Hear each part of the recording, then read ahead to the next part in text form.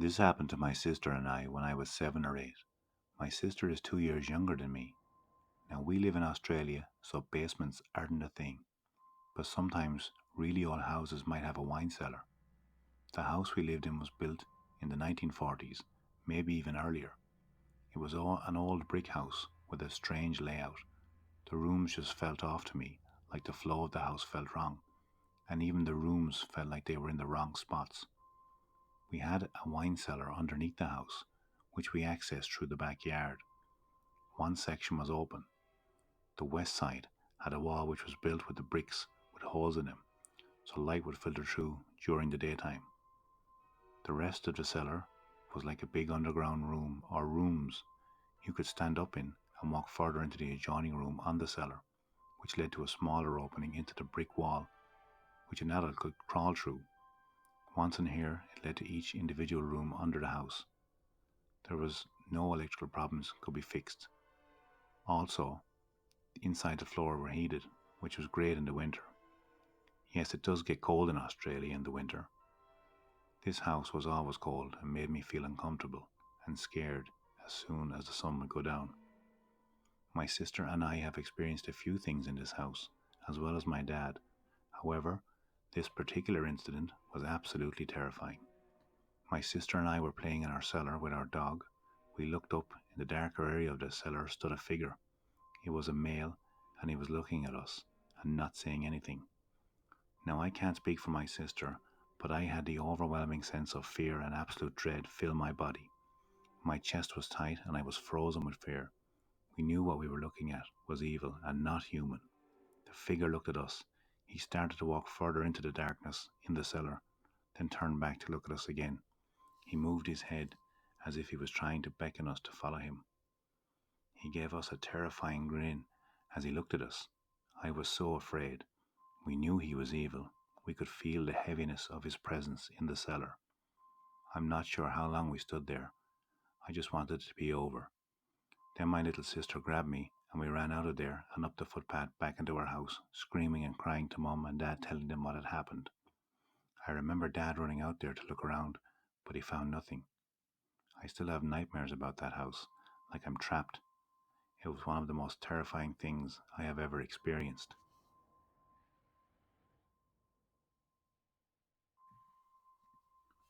One day, me and my friend wanted to go exploring around the surrounding parts of my neighborhood. We lived in a suburban town in western Pennsylvania, and nothing really bad happens around here. I was about 16 at the time of this event and remember it vividly. So on this day, we heard about an abandoned house right across the highway that had been deserted for years. Being young and adventurous at the time, my friend and I were excited to check out this place. We rode our bikes to where the house was located. The house was semi-covered by overgrown trees and vines, and the house was an eerie grey colour. We parked our bikes behind the house to where the backyard was so we couldn't be seen by any neighbours. This house was surrounded by 4 other houses that were being lived in. The back door was cracked open already, so we didn't have to break anything open to get inside. Right as we walked through the back door, we were welcomed to the kitchen, which was destroyed by water damage and mould. Luckily, we brought masks and gloves to protect us from the smell and everything we touch in this home. Miscellaneous items were scattered everywhere across the floor, and the down hall which leads to the front door. This house is a 2 story house with an unfinished basement and looks like it was built in the mid 1900s. One thing I noticed when walking through the first floor was that lots of the furniture and decor was still present in the house, which was odd. It seems like whoever lived here had completely left everything the way it used to be, other than probably a few things because the interior of the house was still decently bare. We found an old record player, a few old video game consoles with those massive joysticks you use, and lots of old books. These were the items we found just scattered across the first floor hallway. We haven't even went upstairs yet. There was a narrow wood staircase that leads up to the second floor. When walking up it, the silence was broken by the overwhelming sound of the creaking of the stairs. At the top, there are 2 rooms on either side of the stairs, each almost identical and symmetrical to each other. My friend and I decided to enter the left room first to see what's inside. The first thing I see when entering was a massive glass black piano in the middle of the floor. I'm not sure why there was a piano upstairs and not on the first floor, but it was cool, but ominous to see this. The thick carpet the piano sat on was a dark red colour. Everything in the room was scattered across the floor as well. Most of the items were kids' toys and magazines, so I assumed the whole family used to live here. Also, the window that faces the backyard where we left our bikes was open when we walked in. This was odd but not surprising. The entire time here I just had a good feeling that we weren't alone. Even though we have at least glanced in every room, this house has been for sale since 2006. It was 2017 at the time. This is where things escalated almost immediately. My friend was searching through the bookshelves across the room while I was looking at the piano. I wanted to lighten things up since we both felt slightly uneasy being here due to the state of the house. So I wanted to play a tune on the piano. I play a few notes, so some random song that I don't remember, but I was interrupted by a loud crash coming from downstairs. It sounded like something from the basement, which the staircase to it was right below the staircase to the second floor, if you can picture what I mean by that. We both stood silently looking at each other in disbelief until moments after we heard loud stomping running down the hallway on the first floor coming towards the second floor staircase. Whatever this was, sounded like it had big boots on, and the whole house shook after each foot smashed into the floor as they ran through the hallway. There were no voices or screaming coming from whatever it was just running after us. We hear it continue to run at full speed through the house and up the creaky stairs. My friend and I were freaking out and had to make a decision fast. Whatever this thing was, it wasn't stopping at all on its way up to us. We remembered that the window next to us was open, so our solution to getting out safely was to jump out the window. From the moment I started playing the piano to when we jumped out the window after hearing someone chasing us happened within mere seconds. Luckily, our bikes were right below the when we jumped out, and all I could think about was getting out and across the hallway as fast as possible. I got slightly hurt after jumping out the second story window, but my adrenaline was through the roof and wasn't thinking about it at that moment. My friend was right behind me the whole time, thankfully, and we both got on our bikes and left. I was shook to tears the whole ride back home.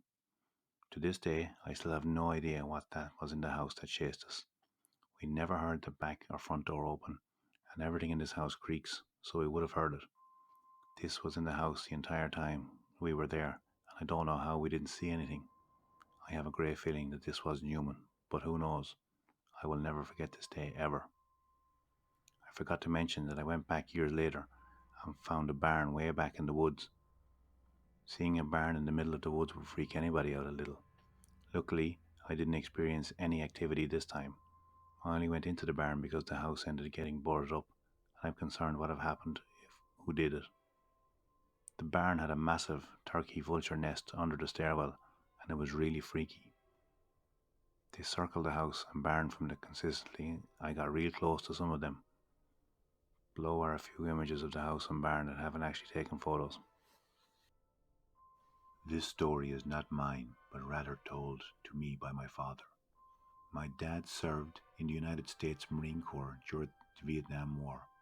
While overseas, he was stationed in a place known as New Dec Son, or as he called it, Hill 55. One night, he and another Marine were chosen for night watch, and with it being monsoon season, they were almost constantly getting wet from rain. Wanting some kind of relief from a sudden downpour, they decided to rig up a rudimentary awning to let the water cascade away from where it should begin to rain. Using scrap plywood and sawhorses, they set to work. My dad was carrying a rather large plywood slat when he heard a whoosh sound, followed by a ping. Looking around in confusion, a second whoosh was followed with a tick sound. "Get down, you idiot, you're being shot at," the other Marine shouted at him. My dad drops to his belly as a series of bullets impact the ground around him. Clambering over to safety behind some sandbags, the other once sleeping Marines emerged from their bunks and began lighting up the jungle with machine gun fire and searchlights, hoping to spot the sniper. Unfortunately for them, or fortunately, the rain had started obscuring their lights, and around daybreak, the sniper fire had ceased. In the light of day, my father went to retrieve the plywood slat and found about 3 or 4 inches above where his head would have been a rifle round sticking in the thick wood. There are more of them now. They linger in the shadows, a sad, unavoidable consequence of the plague that has decimated our numbers. Misery draws them, and the sickly sweet stench of death beckons from the mass graves. They barely look different from the corpses they feed upon. Sallow skin, teeth rotten, and black, or so I'm told. I've only ever seen them from a distance. No one dares draw near, terrified of the pestilence they may carry. These ghouls are carrion vultures. They emerge when night cools the air of our desert town, riding in the dark shadows of evening as they feast. No one knows where they go when the sun rises. Once we might have banded together to root them out and attempt to eradicate them. Now it feels as though that moment has come and gone. My next door neighbour, Mrs. Morris, blows the smoke of her high tar cigarette from her nostrils. Her eyes narrowed against the sun. They'll regret doing that. We watch as 4 large concrete mixers back up one by one and dump their loads over the fresh graves into the cemetery. Men yell to one another as they coordinate spreading the wet cement. Mrs. Morris scoffs at their efforts. Mark my words, covering their food source won't drive the ghouls away. It'll only drive them to desperation. She looks me up and down appraisingly in a way that makes my skin crawl. They'll come for the children first and the physically weak. I stutter in response. They've never eaten a living before. She drops her cigarette, watching it smoulder on the sidewalk before crushing it beneath her heel like a bug. She spits, the phlegm dark and stringy, and shakes her head. I didn't say that. I said they'll come for the living. There are many ways to make someone dead. I search for a retort but find none. Mrs. Morris chuckles, scuffling back up the short steps to her trailer, the flimsy door slamming behind her. I turn my attention back to the cement trucks, my tentative hope gone, just another thing Mrs. Morris has snuffed out beneath her heel.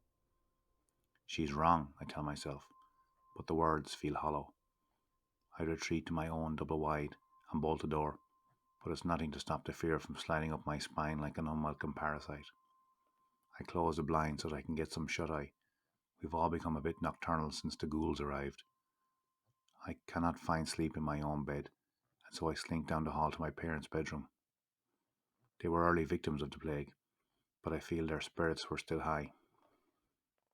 I imagine the comforts my mother would whisper, and the security my father's presence would provide, and I finally fall asleep. That night, the ghouls fill the air with their frustrated screams. It lasts until dawn, when they disperse to hide from the light.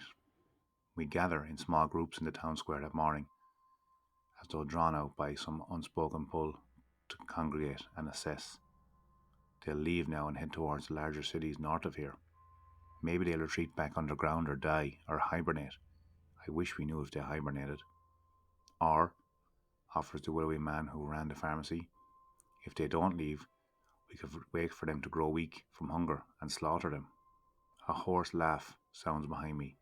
Elijah Cole, his face freckled from the sun, shakes his head and sneers. Elijah was a few years above me in grade school, but even then he seemed dangerous. Half-cocked was how my father always described his family. Poor farmers who eked out an existence with some sheep and cattle south of town. Now he's the only one of them left, just like me. They don't get weaker, Elijah said. They won't go away, and there are too many to kill. Speak for yourself, says a rotund man with eyes that shift as he talks. I've got an AK-15, that should do the trick. Well, aren't you a big boy, Elijah said, his drawl laced with sarcasm. He turns to the rest of us, and I look away as his eyes catch mine. You can't kill them in bullets. I've tried. A ripple of concern carries through our group, as though there's been an unspoken agreement until now. Don't do anything to provoke them. What gave you the right?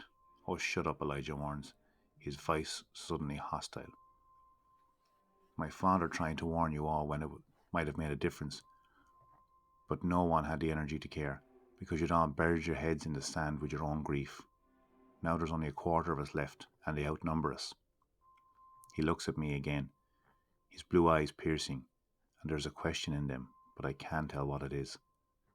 What do you suggest we do then? I ask. He grins without humour. Leave. Our best bet is to head west or east, either into the mountains or the desert. Find some place that wasn't populated before all this happened. No mass graves, no ghouls. At least, that's my theory. A silence settles among us. Leave? My feet feel heavier at the thought. There's so little left anywhere, but this is the only place I've ever known. Then why haven't you left yet? Asked the bank teller. Soon Elijah reaches behind his back and pulls out a machete. If they come for you, slice them clean through the neck, he says, swiping it through the air in demonstration. Taking off their head is the only thing that works. Trust me. With that, he departs, his figure cutting a long shadow across the dirt. Whatever meagre wind that had filled our sails seems to depart with him, and our groups disperse soon after. I drag my feet, walking home, Elijah Cole's word echoing around in my head. To drown them out, I find a hammer and some nails and spend the next hour boarding up the windows of the house with some old 2x4s my father had stashed in the shed. Then I crawl back into my parents' bed and cry myself to sleep. It's becoming a pathetic habit. I intend to stop doing it very soon. The scratching at the door is barely audible when the ghouls emerge just after sunset. It's sweltering inside the house, with everything closed up, and I sweat as I sit in the corner, clutching a large butcher knife, the closest thing I have to Elijah's machete. It keeps sliding through my slick palms. I eventually set it down beside me, worried I might cut myself. The scratching continues. It sounds more like rodents than what I know it to be. Then the rattling begins, a gentle testing along the weathered siding. The efforts increase now, slow and persistent. I can feel my heart fluttering against my ribs like a rabbit. A part of me wonders why I'm so afraid to die. What is it I have left now? What do any of us have to hold on to anymore? But my heart is persistent. The rapid pattern like a mantra in my body. Don't let them in. Don't let them in. Don't let them in. I tremble in the dark, refusing to turn on the light. I don't want to give any sign that I'm here. There are shuffling sounds, and I can see their sticky fingers silhouettes through the slats on the windows, attempting to fit their fingers through the boards. A tug, and then another. I hear a nail squeak in protest before it gives. I fight the moan that rises in my throat. Another pull with more strength now, and the board gives a bit more. I whimper, and then bite my lip to keep quiet. A metallic taste of blood fills my mouth. I wipe my palms on my jeans shorts and pick up my knife again. I force myself to take slow breaths, to steady myself for whatever comes next. I count 2, maybe 3 of them, as their outlines skitter past. For the first time since all this began, I wish the plague had taken me too. Then a shrill scream rends the air, and the ghouls pause in their work. They scuttle away, and I realise where the noise originated. I can hear Mrs. Morris yelling profanities, the thuds reverberating as furniture and belongings are scattering in her haste to escape from the invading monsters. Part of me wants to help, but my body denies the urge. I'm rooted like a tree to my spot on the floor. Her door squeals on its hinges, and she's outside now.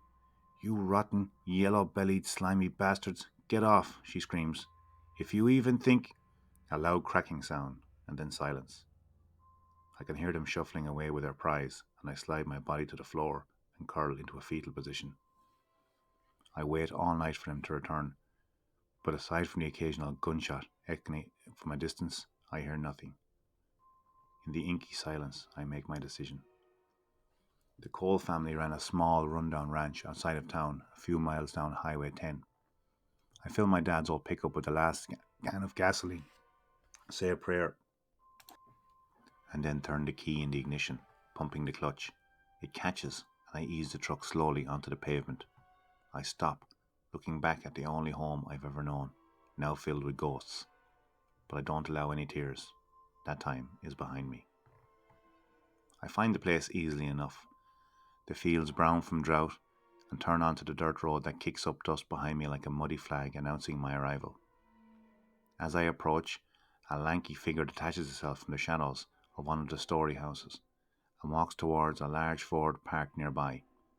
For a split second, my blood turns to ice, my brain rushing to catch up. No, it can't be. Ghouls don't come out in the day. Get a grip. Elijah looks up. His eyes squint at me as he throws a bag into the bed of the truck. He cocks an eyebrow as I kill the engine and climb out. I step forward, tentatively, and raise a hand in greeting. What do you want? He asks. I raise my chin to notch. To come with you. He chuckles. No. Yes, you're the one who made the grand speech in the square about getting out of town. And that's exactly what I'm doing. You can do it too, you know, just not with me. Why not? Because, he says, shrugging, you're a liability. I hold up a hand and take off fingers. I'm stronger than I look, and I'm smart, and I'm resilient, and I glance at the truck behind him, hitched up to a large horse trailer. I can drive stick shift. I'm guessing you want to head to the mountains. That's a long drive. It'll go faster if we take turns. His eyes flash, and he chews on his cheek as he sizes me up. Do I know you from somewhere? I'm Rachel Anderson. I was in the same grade as your brother, Andy. Elijah looks down at the mention of his brother, his face pinched with pain. Then he looks up. His face is determined. I still have to load up the animals. There's a milk cow and 3 sows. You can put the rest of the feed bags in the truck and siphon the gas from your truck into those canisters, but be quick about it. We work in silence as the sun traces a tall arc into the sky. Finally, he tosses me the keys. You drive first, and I'll navigate. He places his machete on the floor beneath his seat and directs me to a nearby country road, instructing me to drive no faster than 40 miles an hour. I don't want to stress the animals more than necessary, he says by way of explanation. I'm looking at the mountains, looming in the distance like a mirage. Where are we heading? A small farm in the foothills, northwest of here. It's 60 miles from any town or city. Should be safe. He pulls maps from the glove compartment and smooths out one on his legs. I can see a spindly route he's traced with red pen. It has a well and plenty of land for farming. Was owned by a friend of my dad's. I'm not sure if anyone is still there, but if they are, I'm hoping to use the animals to bargain my way in. Our way in, I correct him. We'll see, he says, but it sounds like bluster. You can't take the highways, and we need to avoid any populated areas. Am I missing something? If we do all that, we won't make it there before dark. He cuts me a look. It'll take a few days. I nearly run off the road. What the hell are we going to do when night comes? I shrug. Drive out to a field in the middle of nowhere and park. We'll sleep in the cab. With any luck, we won't be close to one of their hives. Hives? You don't want to know. I consider what he just told me. You know a lot about them. Yeah, well, like I said the other day, my family tried to stop them, so I learned something, but at a cost. He clears his throat, and it's obvious that the conversation is over. I drive until I can't keep my eyes open, and then Elijah takes over while I sleep, my head wedged against the window. When I wake, it's dusk, and we've turned off onto a bumpy back road through fall fields of wheat. This will have to do, Elijah grunts. I let out the cows she needs to graze, and you can feed the pigs. I wake up at some point during the night. Moonlight floods the cab, illuminating everything in soft monochrome. Elijah is gone, the door left ajar. I hadn't heard him leave, and nothing looks disturbed. Still, something woke me, and the hairs on the back of my neck have begun to stand up. I sit upright and listen, straining against the sound of crickets and tree frogs. A moment later, and I hear it, a grunt, a yell. Elijah? Again I'm frozen, seemingly destined to be a witness to the horrors around me. I swallow hard and glance again to the driver's side. The keys sit on the dash. How easy would it be to reach out and take them, to run away? I squeeze my eyes shut and shake my head. No, I won't. The machete still sits at my feet, where Elijah had left it. If I'm going to act, it has to be now. I reach down and grab it, surprised by its weight, and exit the cab, ignoring the bile that rises in my throat as I jog towards the sounds of struggle. The path is easy to follow. The grass is flattened out before me. I don't allow myself to think or to second guess. I just keep moving. I see figures now and can make out Elijah on the ground, kicking at a ghoul. Three of them surround him in the dark, their skinny, eerie shimmering against the night. As I move, I filter my emotions. Ignore the fear, Rachel, but hold tight to the fury. The first one loses its head with a quick movement, and I force myself to look away from the horror of the image left. The others have spotted me. My neck slice is not so clean. I aim for the neck, meet the shoulder. The machete stuck there. The ghoul grabs my hand and screams at me. Its eyes pitch black, its breath like something I could only dream from a nightmare. My hand keeps a firm grip on the handle, and I manage to wrench it free. The other ghoul has disappeared from my periphery, and I realize that Elijah has tackled it. The ghoul before me has pulled back on its haunches, springing to attack. I hold steady, and when it jumps, I meet it with a swing, and somehow the machete finds its target. The ghoul's head detaching from its body in one sickening crunch. I push forward where Elijah still struggles. I kick the ghoul off him and hold out the machete.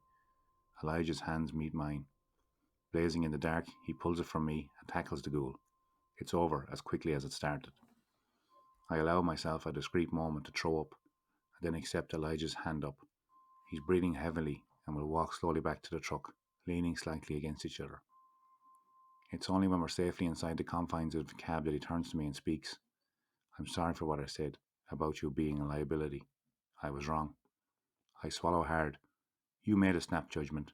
I did the same to you and your family once. I admit, my voice tinged with shame. And you might have been right a day or two ago, but last night I made a decision. It was a long time coming, and I have to thank you for it. He leans his cheeks against the headrest as he studies me. What decision was that? I pull in a breath and savour the feel of it, and I feel my blood still pushing through my veins. It's only then I speak that I feel the weight of the words and the truth to them. I smile at him. I decided to live.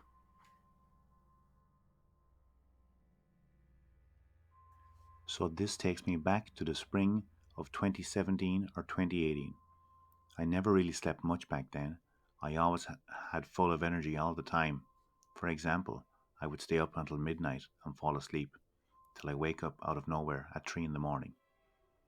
This took place with the same scenario when I went to bed around 11 p.m. and fell asleep watching some YouTube videos. I woke and it was around 2 a.m. I wanted to use the bathroom and went to reach for my glasses. When I was walking into the bathroom, I froze completely in my tracks. It felt like someone was in front of me. Without knowing there was someone there, and I saw it. This figure was pure black with horns and white eyes. I didn't make out a mouth at all. The aura around the figure was black, splurring all over. It was like black paint, black covered fire spreading all over it. It just kept staring at me. I was kind of in a daze, walking slowly towards it. Then it just flew a few inches upwards and vanished like dust. Then I snapped out of it and felt really tired and lightheaded after whatever it was left my room. I was so tired. After what had happened, I just blacked out in bed. Therefore, I woke the next morning with the worst ever headache and swirling stomach. This went away after an hour or two.